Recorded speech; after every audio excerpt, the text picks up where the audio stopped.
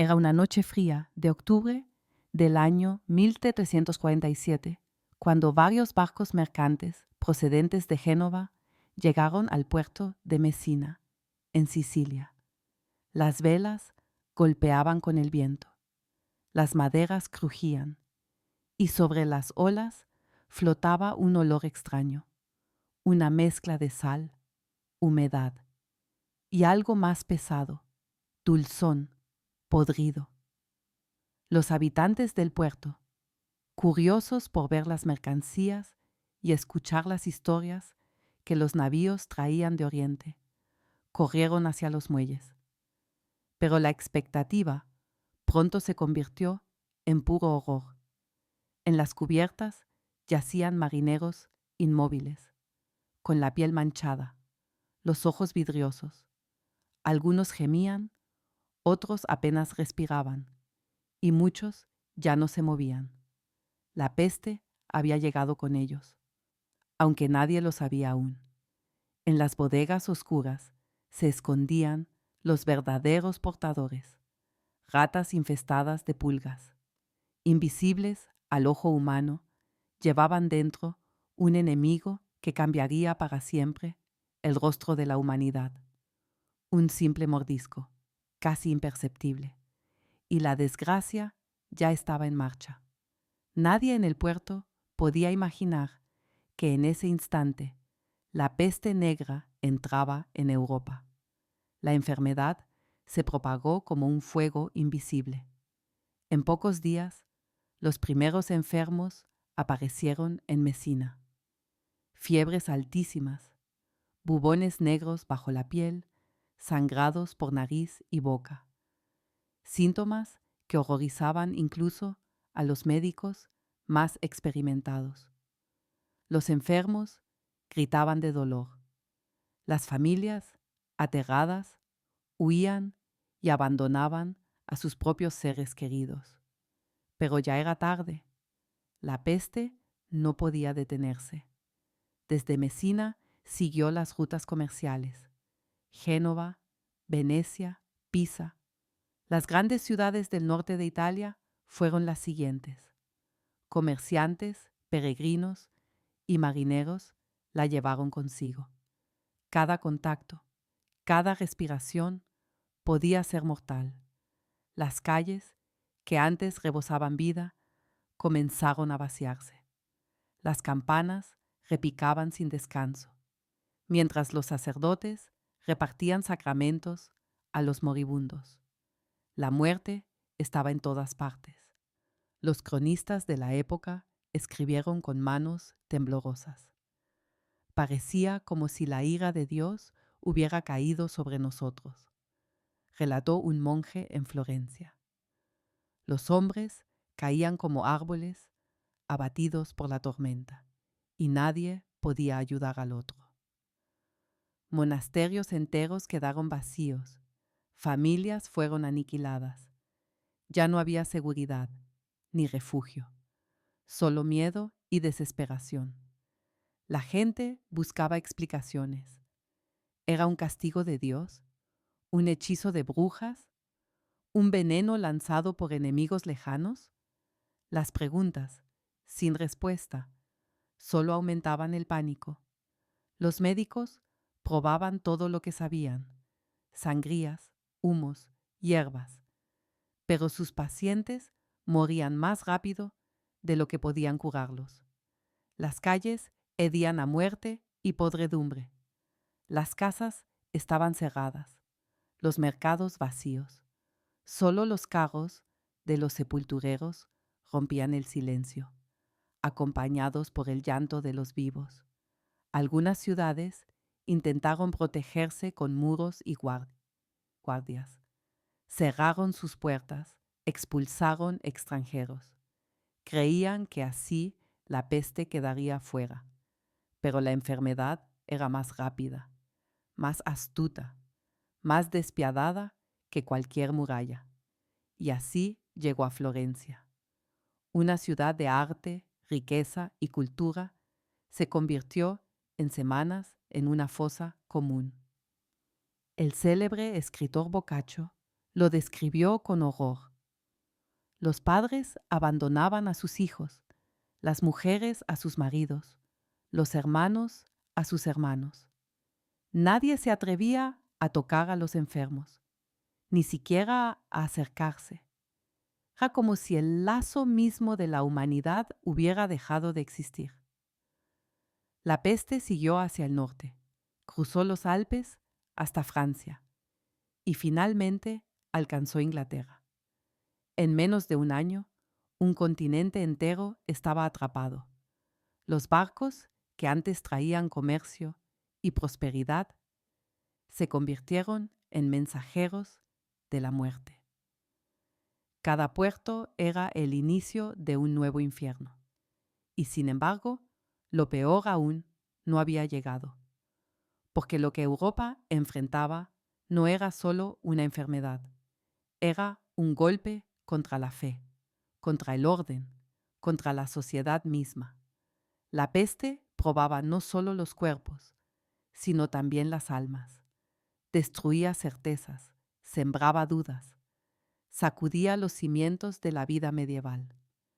Mientras las campanas de Florencia repicaban sin cesar, mientras las calles de Londres se llenaban de cadáveres y hasta los reyes temblaban en sus castillos, quedó claro, aquello no era una tormenta pasajera, era el inicio de una catástrofe que cambiaría para siempre el destino de Europa.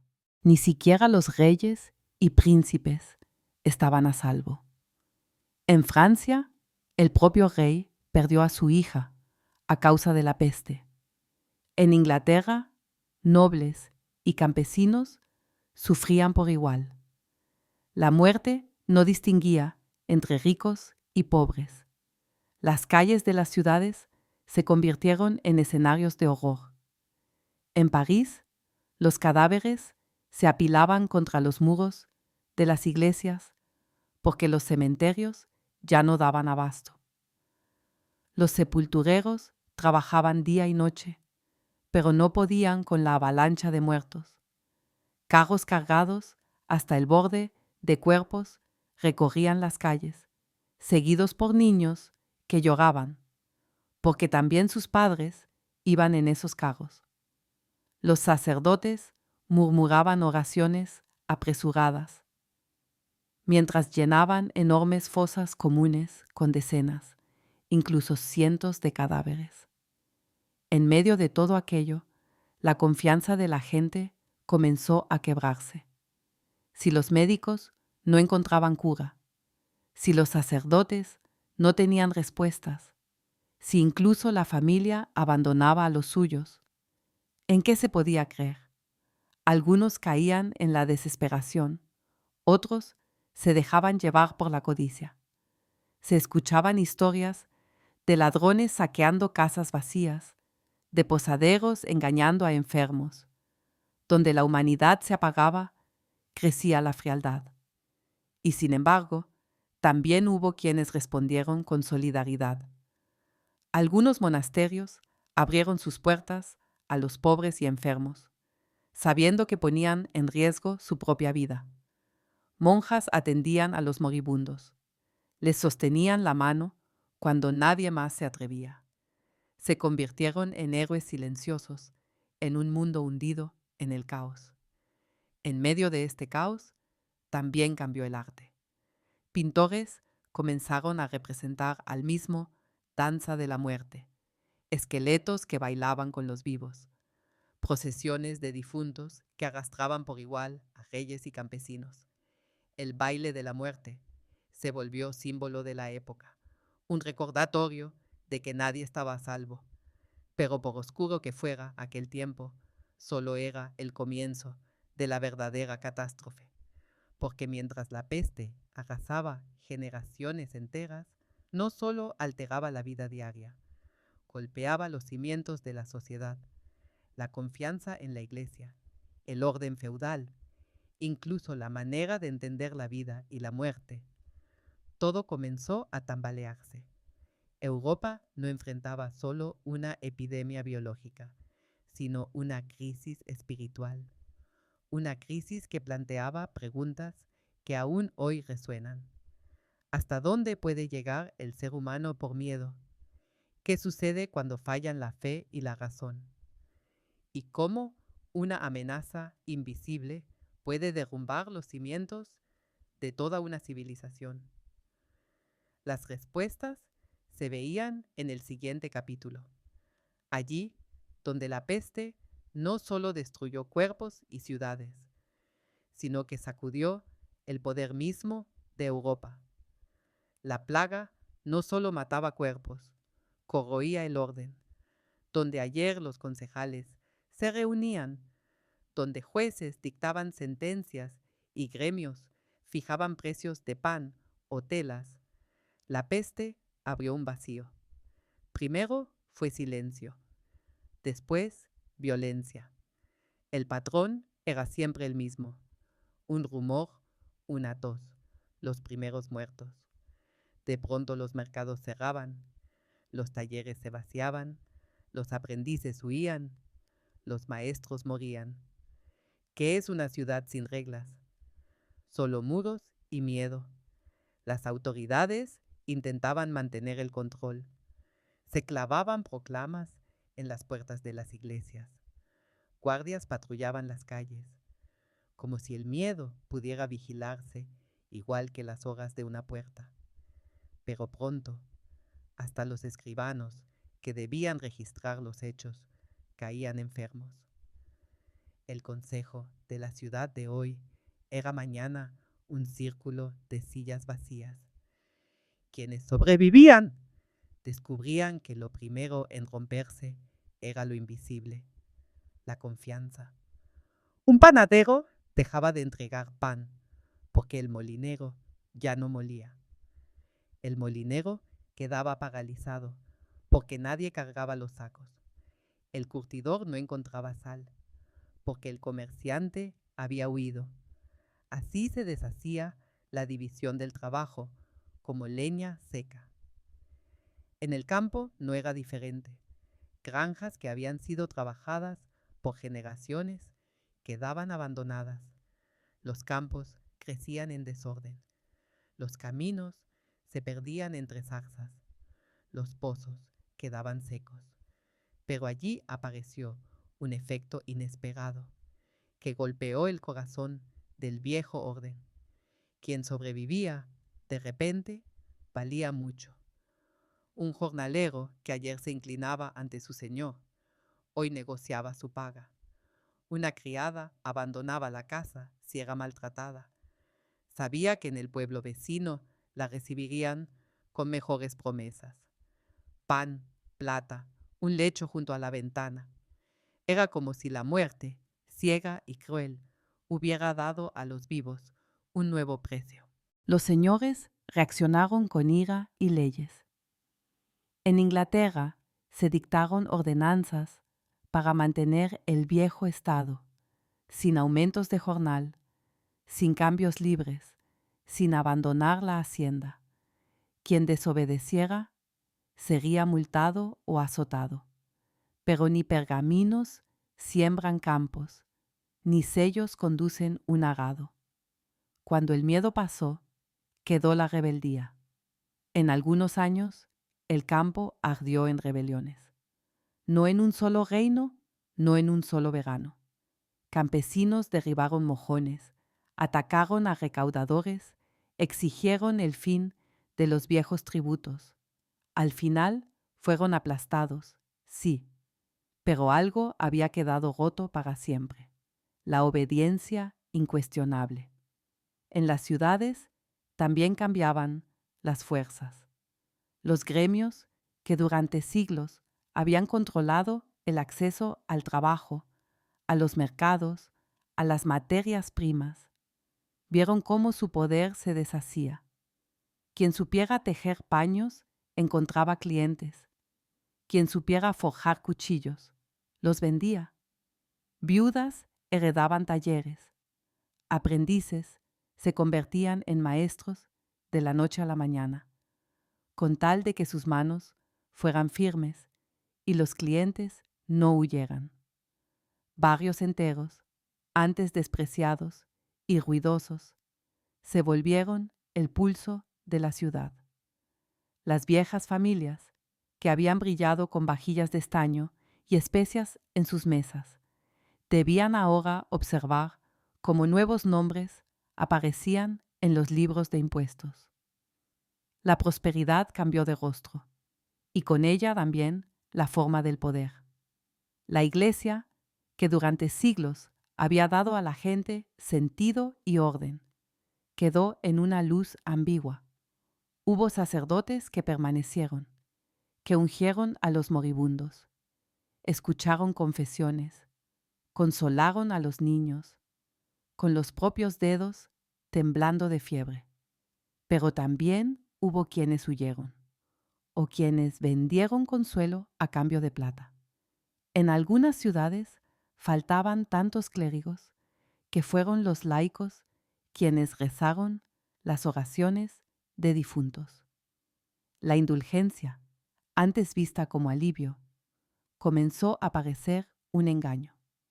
Si hasta los hombres más piadosos morían, si conventos enteros quedaban en silencio, ¿cómo podía alguien decir que el mundo seguía en orden?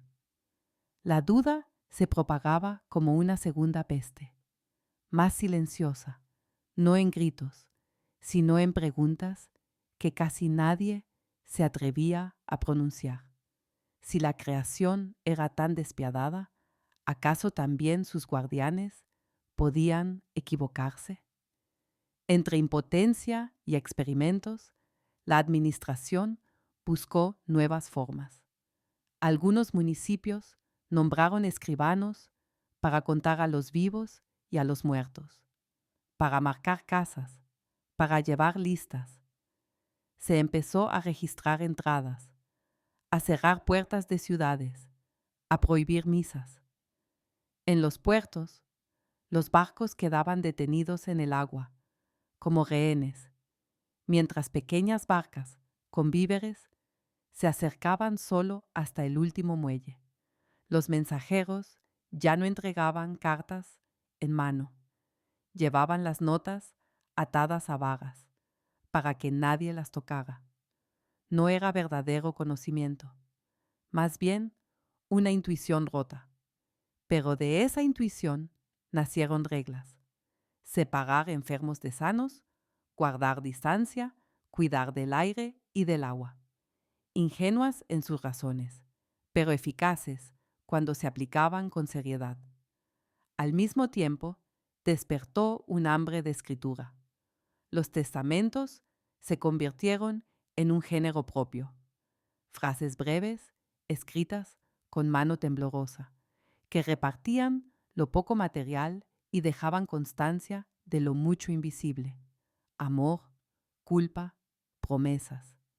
En las parroquias se amontonaban pergaminos donde mujeres dejaban bienes, aprendices heredaban herramientas, vecinos se prometían protección. La muerte reescribía la vida en listas y márgenes, y con cada disposición, dictada con firmeza por una viuda, con cada banco de trabajo heredado por un aprendiz, se trazaba un rastro que ya no se borraría. La idea de que la persona y su esfuerzo, y no solo su nacimiento, podían dar derecho. Pero el orden no es solo leyes y posesiones. También es la sensación de que mañana será parecido a hoy. Y esa sensación había desaparecido.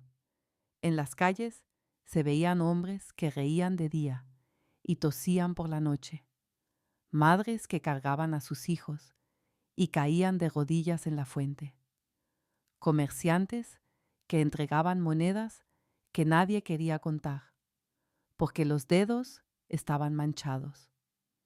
Y siempre la misma mirada a la puerta. ¿Quién entra todavía? ¿Quién ya no volverá? La gente se acostumbraba a lo insoportable, como quien se acostumbra a una lluvia que nunca cesa. Hasta el sonido de las campanas, que antes marcaba el ritmo del día, se volvió el compás de la muerte. La política respondió con dureza y con impotencia al mismo tiempo. Príncipes subieron impuestos para pagar ejércitos que no podían usar, porque los soldados se enfermaban. Ciudades contrataron mercenarios para guardar el orden, y cuando el dinero se acabó, esos mismos mercenarios regresaban como bandas de saqueadores. Los diplomáticos negociaban con el rostro cubierto, y hasta los sellos eran limpiados con trapos, como si la cera pudiera contagiar. Y aún así, las guerras continuaban. Se sitiaban ciudades cuyas murallas servían más contra invasores que contra la peste que las devoraba por dentro. Hubo campañas que no terminaron en batallas, sino en vacío, ejércitos que morían en los campamentos, banderas ondeando sobre nada. En esa incertidumbre, nuevas voces encontraron eco. Predicadores errantes anunciaban el fin del mundo, el juicio, la penitencia. Otros hablaban de hierbas, de estrellas, de reglas sobre el aire y la comida. Entre superstición y observación surgía una pregunta. ¿Existen patrones? ¿Podemos guiar el desastre, aunque no podamos detenerlo? En las casas, la gente comenzó a contar días, a anotar coincidencias, a evitar los caminos donde ayer había caído la muerte. Era el débil inicio de lo que mucho después se llamaría experiencia, fragmentada, difícil, a veces equivocada, pero constante. Y entonces, casi sin notarlo, regresó algo inesperado, un sentido de responsabilidad propia. Vecinos organizaron turnos, no para castigar, sino para ayudar. En barrios donde los sepultureros ya no llegaban, los mismos habitantes cavaban fosas. Una panadera dejaba pan en la puerta de casas donde lloraban niños. Un herrero reparaba la bomba de agua, aunque no fuera suya. Gestos pequeños que no llenaban crónicas, pero que sostenían lo que las instituciones ya no podían sostener. De allí nació un orden discreto y obstinado, pequeño, local, frágil, pero resistente. Y aún así, todo seguía siendo provisional, insuficiente, doloroso. Porque aunque las reglas ayudaban, no podían detener la ola. La peste venía, se iba, volvía. Con cada brote se apagaba un poco la fe en lo grande y crecía un poco el valor en lo pequeño. Las ciudades comenzaron a rediseñar sus calles, a mover los mercados, a abrir plazas para el aire. Los campos se repartieron de nuevo. Los contratos se hicieron más cortos. Las seguridades más flexibles. Lo antiguo no desapareció de golpe, pero empezó a ceder. De la necesidad nació la costumbre. De la costumbre, la estructura. Todo aquello tuvo un precio que solo se entendería después. Cuando el mundo deja de ser obvio, el pensamiento se vuelve más agudo. Cuando las viejas respuestas ya no bastan, se buscan nuevas. En monasterios, en talleres, en salas de consejo, la gente comenzó a escribir, comparar, preguntar. ¿Por qué mueren más aquí que allá? ¿Por qué el humo ayuda en un lugar y enferma en otro? ¿Por qué los pobres parecen más golpeados o solo más visibles? No eran juegos académicos, eran preguntas de supervivencia. Se escribieron con tinta y se respondieron con sudor. Pero quien hace nuevas preguntas pone en duda la autoridad. Y así, en la sombra de la peste, creció un conflicto que no se libró con espadas ni con carros, sino con palabras, con ideas, con observaciones, entre dogma y experiencia, entre mandato y comprensión, entre una verdad absoluta y las mil realidades del día a día. La peste fue el maestro que nadie quería y, sin embargo, obligó a todos a escuchar. Cuando un otoño un barco llegó al puerto y por primera vez no fue descargado porque el consejo lo prohibió. Cuando en una ciudad una casa fue sellada y los vecinos subían la comida con cuerdas hasta la ventana. Cuando un médico contó sus cortes y decidió no operar más porque dejaba más muertos que salvados. En esos momentos comenzó a brillar algo que cambiaría el futuro. Todavía no tenía nombre. Era solo una sensación. Quizás el desastre no se puede detener, pero tal vez se puede entender. Y justo allí, en esa delgada frontera entre el miedo y la razón, empieza el siguiente capítulo, donde de los ritos impotentes nacen reglas, de las reglas procedimientos y de los procedimientos conocimiento. Pero el conocimiento siempre tiene enemigos y la peste solo fue el primero de muchos. La plaga no solo devastó Europa, también sacudió la manera de pensar, lo que parecía inamovible, el poder de la Iglesia, el orden de los estamentos, la seguridad de lo cotidiano, se quebró de repente. Mundos enteros se desmoronaron. Los cronistas de aquella época no describen solo la muerte, sino también lo que vino después. Ciudades vacías, campos abandonados, monasterios desiertos. La tierra quedaba sin cultivar porque no había suficientes campesinos. Los talleres se cerraban porque maestros y aprendices habían muerto. Linajes nobles enteros desaparecieron en cuestión de meses. Y sin embargo, la vida no se detuvo. Tenía que continuar. Los sobrevivientes se encontraron en un mundo lleno de horrores, pero también de oportunidades. Un campesino que antes no poseía nada, de pronto podía trabajar grandes extensiones de tierra, porque sus vecinos habían muerto. Los salarios subieron, porque faltaban manos. Algunos historiadores lo llaman el ascenso social a través de la muerte. La catástrofe, paradójicamente, abrió puertas que siempre habían estado cerradas para los más humildes. Pero mientras la estructura económica cambiaba, el orden espiritual sufría. La Iglesia, considerada durante siglos una autoridad indiscutible, estaba ahora bajo sospecha. ¿No había prometido que oraciones y procesiones protegerían a los fieles?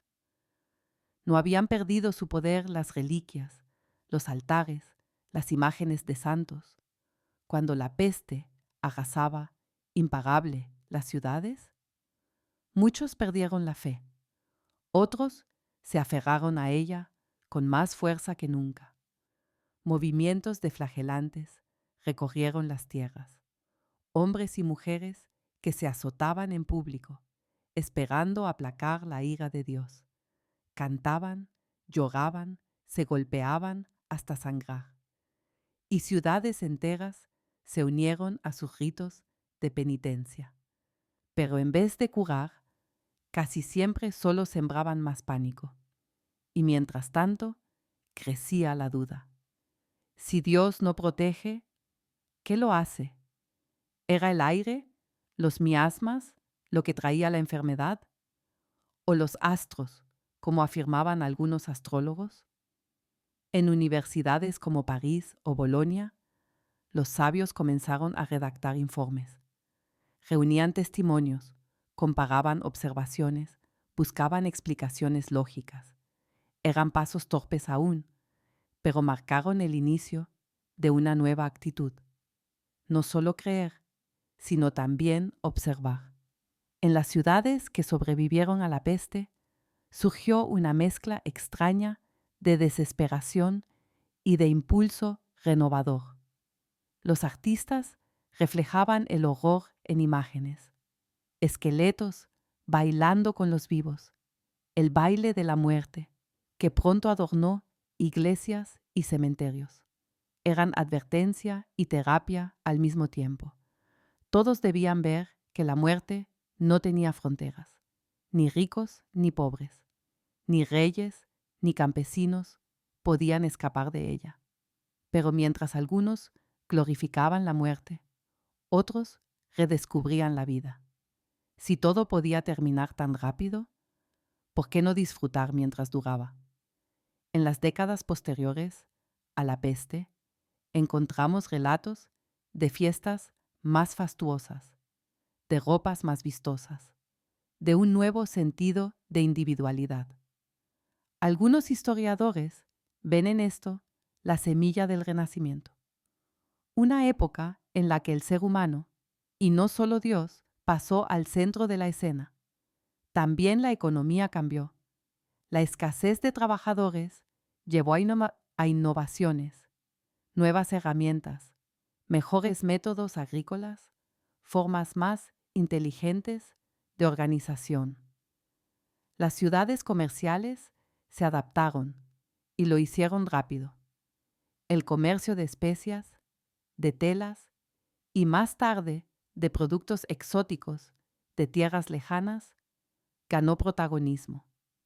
De algún modo, la peste no fue solo una catástrofe, también fue un catalizador, pero el camino hacia la nueva era estuvo lleno de contradicciones. Mientras en Florencia y Milán, los primeros pensadores humanistas redescubrían los antiguos textos de la antigüedad, en otros lugares aún ardían las hogueras. Los judíos seguían siendo perseguidos, las mujeres sospechadas de brujería, los marginados estigmatizados. La peste no había borrado los viejos miedos, los había intensificado, y fueron justamente esos extremos los que marcaron la época. De un lado, muerte, persecución, fanatismo; del otro, renacimiento, ciencia, arte. Era como si la peste hubiera destrozado el antiguo orden, solo para abrir espacio a algo nuevo. Un cronista del siglo XV escribió: «Vivimos entre las ruinas, pero de ellas crece una nueva torre». Y así fue. Sin la peste, el mundo quizá habría tardado siglos en cuestionar certezas tan profundamente arraigadas. Cuando las heridas comenzaron a cicatrizar, cuando los cementerios se cubrieron de hierba y las campanas volvieron a sonar más para bautizos que para entierros, Europa ya estaba en el umbral de una nueva era. Nadie lo sabía aún, pero la catástrofe de la peste había sembrado las semillas del Renacimiento, del humanismo y, en última instancia, de la modernidad. Pero una pregunta permanecía abierta. ¿Estaba realmente vencida la peste? ¿O podía regresar en cualquier momento? No fue un destino único que azotó a Europa para luego desaparecer. Después del gran brote del siglo XIV, volvió una y otra vez, a veces en pequeñas olas, otras en oleadas devastadoras. Generaciones enteras crecieron con el miedo de que algún día la muerte negra volviera a golpear las puertas. En Londres, por ejemplo, la peste reapareció con toda su fuerza en 1775. En pocos meses murieron casi 100.000 personas, una quinta parte de la población. Las calles se llenaron con el olor de la muerte, con los gritos de los enterradores, con la huida desesperada de los ricos hacia el campo. Los cronistas cuentan que se podía reconocer desde lejos a los carros que recogían los cadáveres por el sonido de las campanas. Fue el último gran brote en Europa occidental, pero el trauma permaneció, y en otras partes del mundo la peste siguió siendo una compañera constante. En Rusia, en el Imperio Otomano, en India, hasta los siglos XVIII y XIX volvieron a surgir epidemias, Y todavía hoy, en el siglo XXI, la enfermedad no ha desaparecido del todo. Es cierto, ahora existen antibióticos que la curan, pero en algunas regiones del planeta aún se registran casos. Eso demuestra que la peste es una de esas enfermedades que la humanidad nunca debe olvidar por completo. Más que la enfermedad misma, es su legado lo que sigue vivo hasta hoy. La peste sacudió los cimientos de la sociedad medieval, debilitó el poder de la Iglesia, fortaleció a las ciudades y aceleró procesos que más tarde desembocarían en el Renacimiento y en la Ilustración. En cierto modo, preparó el terreno para el mundo en el que vivimos. Uno de los legados más importantes está en la medicina. Pasarían siglos hasta descubrir la verdadera causa, la bacteria Yersinia pestis, transmitida por pulgas de ratas. Pero la peste obligó a la gente a observar con más atención. De ella nacieron las primeras cuarentenas en Venecia, normas de higiene más estrictas en las ciudades, una creciente conciencia de que la salud era un asunto público. De la catástrofe surgió, poco a poco, una comprensión más moderna de la medicina.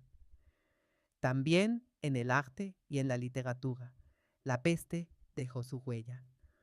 Obras como el Decamerón de Boccaccio nacieron del intento de dar sentido al horror. En Alemania y Francia, las pinturas del baile de la muerte decoraron iglesias y cementerios, fascinando hasta hoy a quienes las contemplan. Y más tarde, pintores, poetas y dramaturgos volvieron una y otra vez al tema de la peste, como símbolo de la fugacidad, de la impotencia humana, pero también de la resistencia. Quizás esa sea la enseñanza más profunda. Por devastadora que fuera, la humanidad no se derrumbó.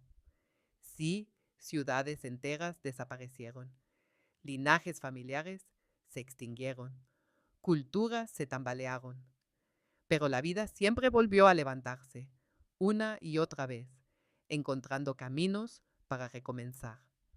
La peste no enseñó solo miedo, también enseñó resiliencia. Hasta hoy, el recuerdo de la peste reaparece cada vez que una nueva epidemia amenaza al mundo. El cólera en el siglo XIX, la gripe española en 1918, la pandemia del coronavirus en nuestros días. Siempre se invocaron comparaciones con la gran peste medieval. Y siempre quedó claro, vivimos con las sombras del pasado. En cierto modo, la peste no fue solo un terror, también fue una maestra. Mostró cuán frágil es la civilización humana, pero también cuán capaz es de adaptarse. Obliga a las sociedades a pensar en el poder, en la fe, en el conocimiento. Plantea preguntas que siguen siendo actuales. ¿Quién asume la responsabilidad en una crisis? ¿Cuánto miedo puede dominar la política?